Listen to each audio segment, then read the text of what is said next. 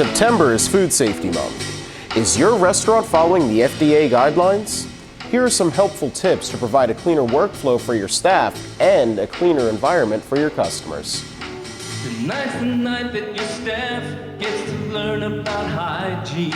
If you're messing with food, you want to make sure that you're wearing the right gear to avoid cross-contamination.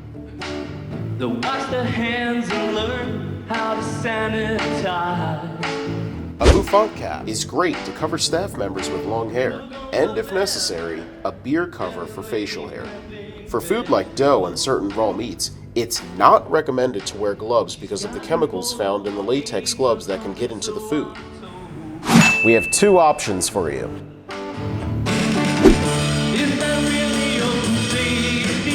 Gloves or not, make sure that you and your team properly wash your hands. Use warm water, soap, and wash for at least 30 seconds. You can sing happy birthday to time yourself. If you do wear gloves, we recommend wearing gloves that are made from a form-fitting polyethylene that are CFR compliant for food contact. We've talked about protecting food from contact, but what about protecting the food after it's cooked? Cover your food to maintain freshness and flavor. This will also avoid bacteria infecting your meals.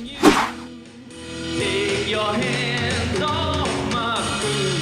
I get so mean when you poison me. Store your food in a trustworthy refrigerator unit until reheating. And when reheating, place your food in a microwave-safe container that won't melt or cause a fire. For more information, such as safety guidelines for your restaurant, check out the FDA.gov website. And also, talk to a PJP sales representative about our Essentials 8 program. They'll be able to further assist you. And these products are available now at PJP. Nothing going wrong.